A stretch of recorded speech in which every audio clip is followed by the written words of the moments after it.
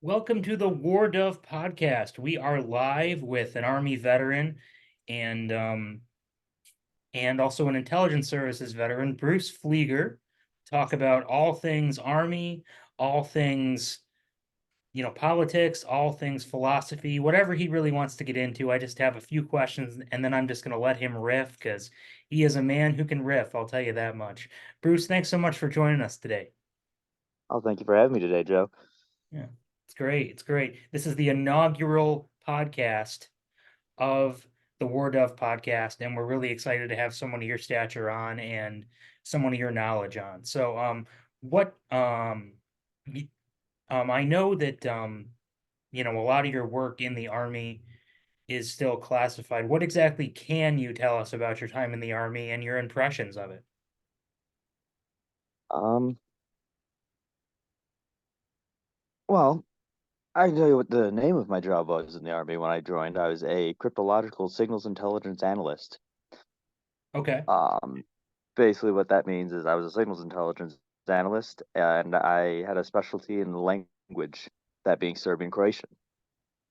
Interesting. Okay. Okay. You probably can't say which agency you worked for, I'm guessing. Well, it is on my joint service medal, so my joint service achievement medal. So yeah, I can. It was the NSA and the Central Security Service. Wow. That's I gotta say, no matter how many times I hear that, I know, that we've talked before, obviously. It just impresses me. It sounds so impressively spooky. I like it. It's very impressively spooky. But Oh yeah, for sure. No, it's definitely an interesting thing to look back at. That's something that I actually did in my time in the military, and to see that in that time I managed to learn a language. Like you can remember my from high school, I was never good with languages, but that was my job for 5 years. So apparently I wasn't as bad as I thought. what would our French teacher say now, huh?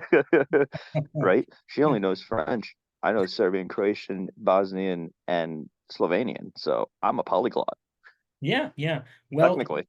yeah, yeah, that's you're doing better than me. I only know some broken Arabic, so you know, kind of out of the loop with languages, shall we say. Um, so what was your you mentioned your Enjoyed Forces Achievement Medal. What was that awarded for? So that was the an award for the work that I did while serving on a joint service base at Lackland Air Force Base, Hmm. where I was stationed with members of the Air Force, the Marines, the Navy, the Coast Guard, everyone. Hmm. And Surprise. that was basically just everything that I did throughout my time there. Unfortunately, I don't have my service medal on me. Otherwise, I would just read what it was actually for. Right, right. It's still pretty impressive to get an achievement medal for your work in the intelligence field. That's really amazing, and you should be really proud of that. Um, you Oh, know, absolutely. On it, actually, let me just run upstairs real quick and grab that. sure, sure, sure, not a problem. Give We're me, gonna have a little intermission, and I'm gonna riff, and that's okay. sounds good. Yeah. So while we're having this intermission, folks, I just want to take some time out of my day and out of my schedule here to show you this real quick. Again, this is the inaugural podcast, but you know, until then, it's just fine. I'm going to tell you about my book, The Broken Mirror of Memory, Iraq and Other Tales. And it is a journey from being a soldier to becoming a peace activist to being a squared away soldier to being a dysfunctional alcoholic to getting into recovery and trying to make my life better one little step at a time. And I'd be honored if you picked up a copy on Amazon. Right now, it is selling for cost. So it's selling for printing cost, and it's as cheap as I can make it, folks. It's The Broken Mirror of Memory, available on Amazon. And I'm really excited to have Bruce talk with us today. It looks like he might have got what he was looking for, which is a great thing. And we're going to check it out. You can see him getting ready again. I'm actually really interested to hear what this citation says. Hey, you're back with us. I got in a quick plug for my book. Selfish plug, selfish plug. What can I say? Yes.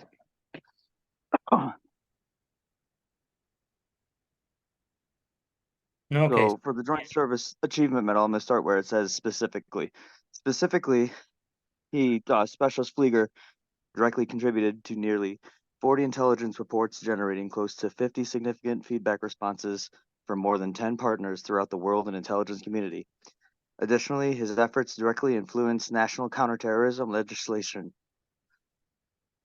and supported law enforcement operations, resulting in the arrest of over 100 high-value targets, while preventing attacks on United States interests abroad. Wow. That's really something. It's got you breathing a little heavy, or were you just running back up the stairs? Yeah, a little bit. Yeah. Furthermore, he assisted in the analysis of over 100 high-value targets of extremist networks, discovering approximately 50 previously unknown foreign fighters. Finally, as a technical targeting specialist, he processed over 40 targeting requests at high priority targets, sustaining counterterrorism operations worldwide. Wow. That's that's really something. And part of the War Dove podcast is going to be highlighting the service of veterans. And I can't say enough good things about, frankly, what you were able to accomplish. I'm sure you saved a lot of lives on the ground and saved a lot of lives back home. And it's it's just really impressive. It really is. That's actually not a side of it that I ever thought of. Yeah. The lives Yeah. that I saved. Yeah, you definitely, yeah. It sounds to me like you saved some lives and did a good job. And, no matter what our thoughts are on, politics and war and things of that nature, I'm a peace guy, but I've definitely come to, temper my stance when certain certain conditions on the ground will actually save the lives of US troops. I mean, if we've put them there in the first place, I don't think they should be put there in the first place, in my opinion. Not, you know, at least not long term, but once they're there and we have someone dedicated like you working back home to actually protect those soldiers, that's a good thing because they want to come back to their families, so that's a really good thing Oh, here. absolutely. And we all want them coming back to their families.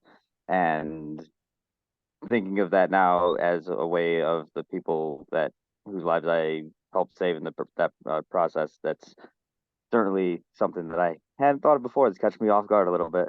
Well, it's okay. Say you can say more about that if you want. You know I've known you for a long time. It's a rare thing to catch you off guard. It is a little bit. It's something that I got out in 2015. It's been almost 10 years. I don't think that ever once crossed my mind Huh. that that's what my work did. Yeah, well, it turns out maybe there's a blessing in all of this. I mean, we're filming the inaugural War Dove podcast, and you're looking at your service in a new and prouder way, which is cool.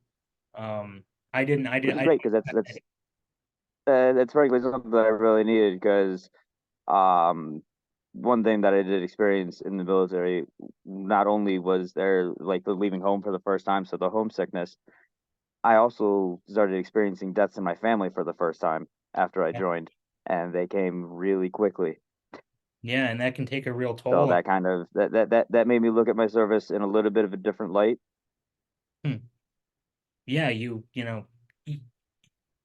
sacrificed a lot being away from family during that time, and it's definitely something to be proud of. That you gave to the country, and you know, um, you know, I know you're still a hardworking guy. I know you're, working hard and doing your thing, but it's just, you know, it's really important to examine the weight and value of our contributions, during our service because it can help people feel better in the present. That's definitely something I found talking to guys from my unit from Iraq. really changed my perspective on my service there and everything, and definitely got me to a to a more place of peace, I guess. So since this is the Word of podcast and I'm the host, I'm just going to ask you what are your thoughts on the Iraq War?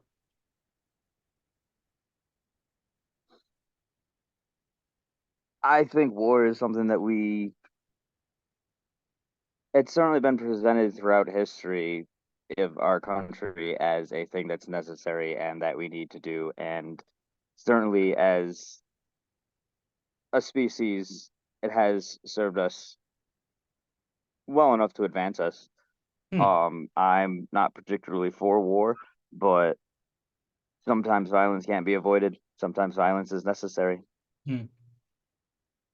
Yeah, yeah, I can definitely see where you're coming from on that. I'd also like to see it avoided at all costs. I mean, I've done interviews where I'm just a staunch pacifist all across the board.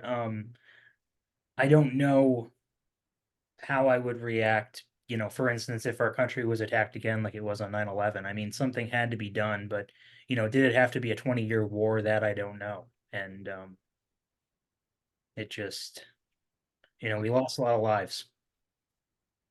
Oh, 20, not only that, as being a 20-year war, that definitely probably wasn't necessarily. Although I do know that we had a lot of resistance in Afghanistan still, considering when we left, the Taliban took right back over because that's what they wanted. So, Yeah. but Yeah. Now, without revealing any, modes of collecting intelligence or anything classified, what really strikes me about the Afghanistan withdrawal is that we had what I would believe would be large scale Taliban formations for the first time since 2001 when we went in.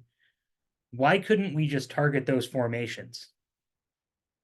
It seems to me like they would be ripe for drone strikes and, bombing and things of that nature. I'm not particularly for bombing, but it seems like strategically that would have been the thing to do if we wanted to keep them from taking over the country. well, from what I understand, I was never in Afghanistan myself. Just from what I hear from people who were there, is we weren't particularly welcome there in the first place, Hmm. and that's one of the reasons that they were able to stick around for so long Hmm. and hide from us so well. Right, right. So, when you go into a country that you're not welcome in to begin with, you can be a little bit more difficult to keep it, Yeah, yeah. And they were, you know, um, I know the especially one who has a history of doing this sort of thing because they did it to Russia too. yep, and they've did it, and they've done it several other times throughout history, in my understanding. So, um, I know the insurgents in Iraq definitely had the insurgents in Iraq definitely a um, had the support of the general populace. Certainly, a lot of them, sympathized with the insurgency. So, I could see how that would be happening in Afghanistan too.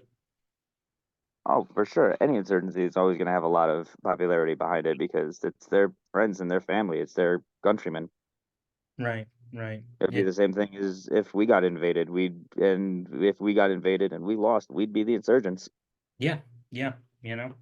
It's just like Ron Paul said, you send, 10,000 Chinese troops to New York and, people are going to fight back. And how would we feel if they had, 10,000 troops stationed in New York, occupying the land, doing armed convoys through, um, you know, intentionally or not, you know, killing, killing civilians?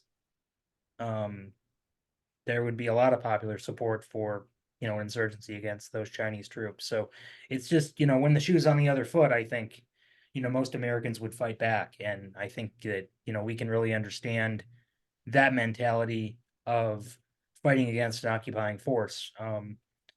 Yeah, I did want to get your thoughts on the war in Ukraine and the Israel-Gaza conflict, whatever those thoughts may be.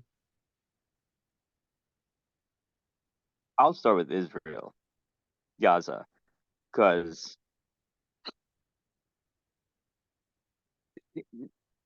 from what I've seen, I don't know a whole lot about it. Um, both sides are definitely in the wrong at this point. with everything that's happened. Um, I know some things from my service time about Israel that I wasn't too particularly keen to learn. Mm, And I also know that in the United States, it is actually illegal for any sort of big business or corporation to like speak badly of Israel. huh. Isn't that interesting? It's sort of like a reverse bike, sort of like a reverse boycott, it sounds like. It sounds like a law that goes against the what First Amendment, freedom of Yeah, speech. sounds like it. Can't speak bad about one of our allies. Yeah. If that isn't But hey, what do I know? I just work here. me too, man, me too. I'm not the guy signing the paychecks, that's for sure. I mean, there's a reason we're always keeping an eye on Gaza and Israel. This happens a lot there. Hmm. Yeah. Not the last time, won't be the first time. I Yeah. mean, not the first time, won't be the last time. I said Yeah. that ass backwards. Yeah. It's Sorry. I mean, honestly, it's it's unfortunate that that seems to be the case. I think that the attacks on October 7th were horrifying, and I think that the deaths of 30,000 Palestinian civilians in mass famine is also horrifying. And Absolutely. I just, you know, I think it just goes to show, especially when our country is not involved, and that in quotes because they're actually going to vote on a $14 billion aid package to Israel later this week, from my understanding. I saw on the Veterans for Peace Twitter, and on the About Face Veterans Against War Twitter. So yeah, they're going to vote on $14 billion to go to military aid for Israel. Um, and obviously, I don't know the details of that, but I'd prefer we stop sending military aid altogether and just send food aid instead, food and medical.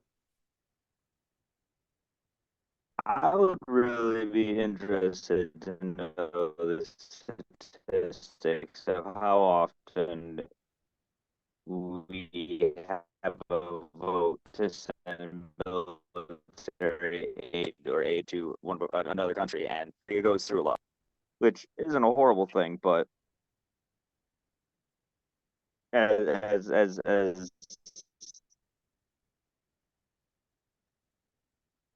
I mean, I think we're involved in a lot more things than we should be, Yeah, yeah, yeah. And we got our fingers in too and many pies. especially with some of the more recent things. Yeah, yeah, yeah. We got our hands in too many pies, essentially. Yeah, Oh yeah, yeah. So it's just it is what it is. And I'm just checking my screen here to see if I can see the time. I can't. Okay. Well, we'll just wrap till you don't want to wrap no more, man. What are your thoughts on, anything you want to talk about, man? Philosophy, politics, whatever, man. Say your piece to the world because it's going up on YouTube. So, well, my battery is dying. I'm at about 4% right now.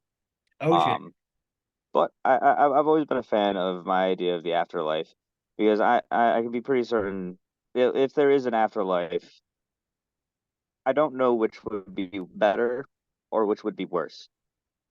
Would it be better or worse to live through the life of every person who's ever lived, or to continuously live your same life over and over, unable to change anything? Hmm. Interesting thought. Interesting thought for us to close out this first episode of the War Dove podcast. Again, thank you, Bruce, for joining us. And for those who tune in, thank you so much for listening. Please hit that like and subscribe button. And we will see you next time with another fresh episode. We're definitely going to have Bruce on as a reoccurring analyst, I think, for military reasons, if we go live and he's available. So, Bruce, thanks so much for joining us, and you have a great night. Thank you so much for having me. You have a great night as well. All right. You take it easy. And remember, folks, until next time, be humble, be kind, and most importantly, peace.